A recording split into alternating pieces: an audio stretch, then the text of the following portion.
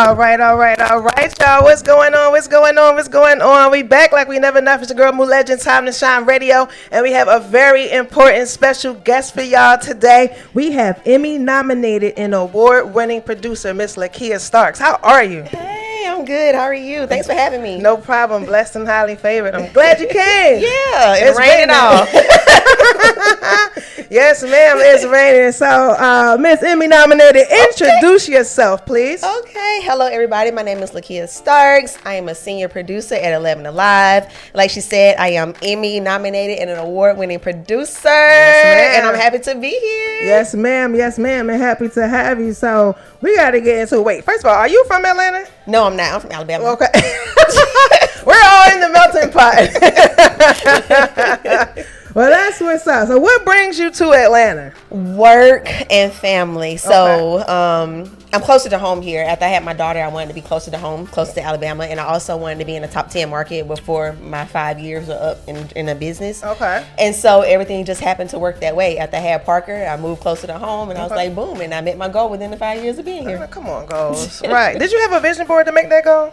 Yes. But at that time, I was writing everything down on paper. Okay. Yeah. Well, boom. You got here. Yes. Hello. All right. So we want to tap into like the day in the life of LaKia Starks on 11 Alive and how you got there. So let's start there first. Okay. How did you get there? Well, of course, I went to school for broadcast journalism. Okay. I got my bachelor's in broadcasting and my master's is in communications. Mm-hmm. And so I always knew I wanted to be in the TV industry. Okay. And this may sound crazy, but I got this from watching Disney Channel as a kid. What? Yeah, watching The Sweet Life of Zach and Cody. And I always wanted to be like Brenda, the actress on that show, because she used to always say like, yay me. And so I feel like that was just me. Yay me. And so I always knew I wanted to be somewhere in that industry. Okay. And so I went to college for it, of course, but at the time I wanted to be on camera. I wanted to be a reporter. Okay. But it was so hard to get a job being on air. I kept hearing that I was country. I kept hearing that I didn't have the look. Aww. And so I got discouraged. And don't get discouraged, people, but I got discouraged. And so I was like, you know what? I just need to get my foot in the door. So I applied for a producer position. Okay. And turned out it was like the best of both worlds because being a producer, I was able to be inside. Like right now, I don't have to be outside when it's raining. Right. And I also was able to do interviews and do like red carpet things, you know, and so I had the best of both worlds. Oh. And so I grew to love it. And so then after I started off in Montgomery, and then when I got to Charlotte, I feel like that's where I really like found myself because I took a leap of faith. I was mad at my mom at the time, and I was like, you know what, I'm about to move out and I'm about to go. And so I applied for a job in Charlotte, and they called me back like 2 days later, and I was not ready, but I took it. Right. So when I was there, I was depressed the whole time, you know, looking at white walls, didn't have any friends. I was broke because when you start off in the industry, you don't make any money. Right. And so I was like, okay, you know what, LaKia, it's time for you to put your big girl panties on, and it's time for you to do this. And so I got a second job working at the mall just so I can meet other people. Right. But then at my job, I was also like a booking producer. And so that's when I was able to meet people and meet guests and publicists and like kind of like, you know, like stand up for myself and like say, hey, this is what I want to do while I am a producer. Right. And so then it just kind of took off from there. I kept getting like different opportunities to host certain things and, you know, and booking guests. My first guest ever in the industry was Kid and Play. What? And yeah, that was a big deal for me. And they like invited me on their tour bus, etc. So that's how I got here, you know, by taking a leap of faith. I knew I always wanted to do it. I wrote down my goals and I just made sure I did the thing. And she is here now. So now at 11 Alive, so what kind of journalism do you specialize in? Of course, I'm in TV news. So I'm in broadcasting. I'm a senior producer at 11 Alive. And what that is, I kind of make sure that the scripts are ready to go for air for the anchors.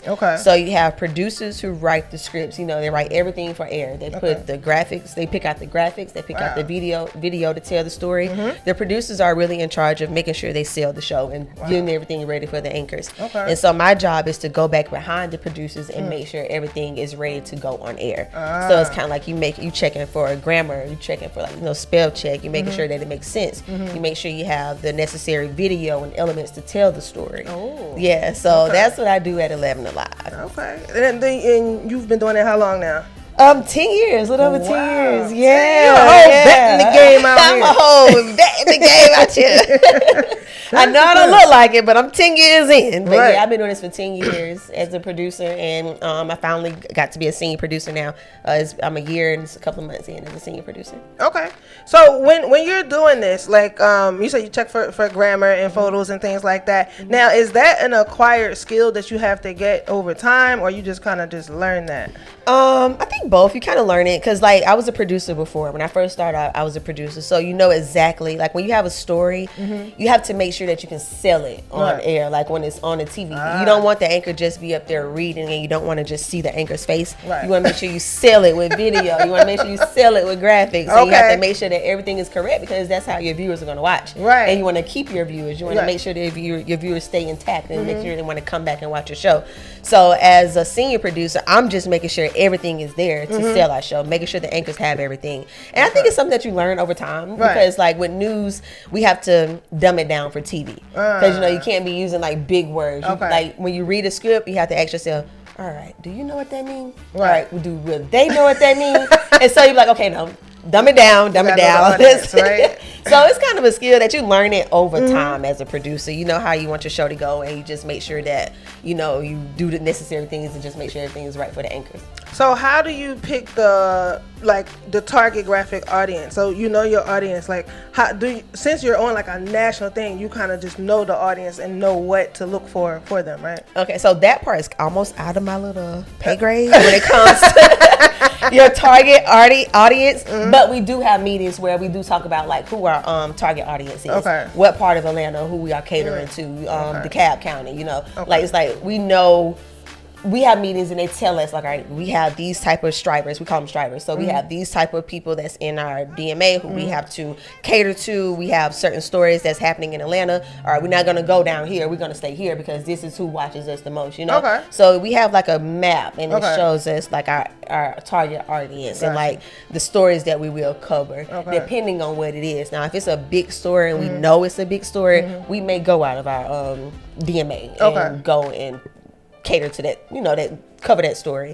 So, but we do have meetings, so let us know like what kind of stories we need to air. This is what they want to see and stuff like that. And how do you guys implement social media with your news? Listen, social media is big now. Is it? Yes, it is big now. So we use Twitter. We also have an 11 Alive app.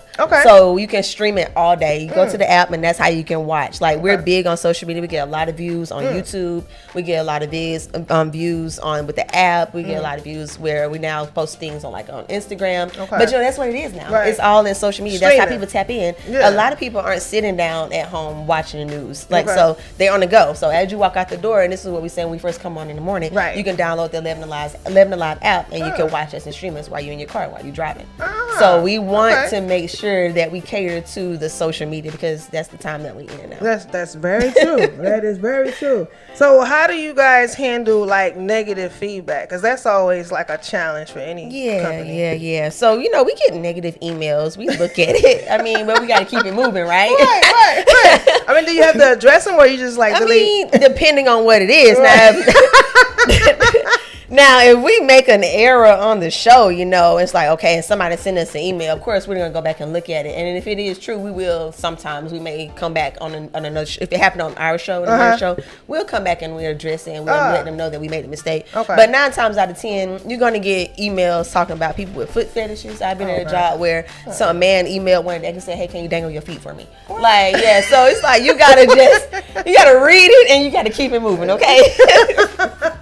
You can't really entertain the guests too much, right? They be tripping out there. No, for real. Like, are you serious?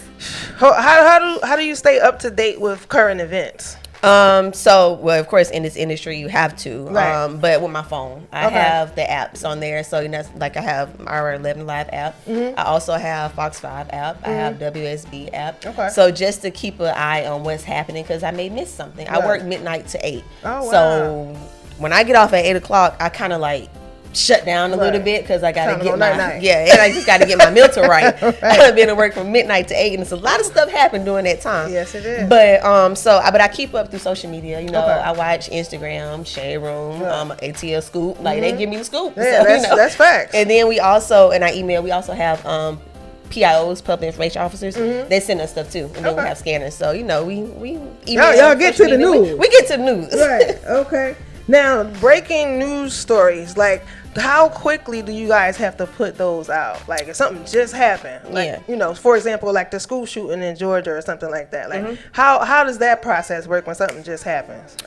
So for instance, I'm not going to use the school shooting. Well, no, because I mean that was a good one to use, but I just wasn't on that shift when it broke. Okay. So I'm going to use it. So like when I come in at midnight, something may happen, pop off at 2:00 in the morning, maybe breaking news. Okay. And so what happened is we listen to scanners, and then there's send out a code, and so we'll send a photog to it to check out the scene. And so they'll get there, they'll be like, hey, you know, it's crime scene tape here, officer's gonna come and give us sound. So that's breaking news, especially if someone has like been shot, somebody's dead, if it's a standoff, if it's happening at 2, but we don't come on to 4:30. But we do know that it's breaking news, and we do know that's what we're gonna put our report on. So that's gonna be the first thing that airs when we come on air at 4:30. So the thing is just it's like a process, or like a chain of command, or like a step-by-step process. We hear it on the scanner, we send somebody out to cover it, then we gather all the information from the reporter who's going to cover it, because the reporter 9 times out of 10 comes in at 3:30 in the morning.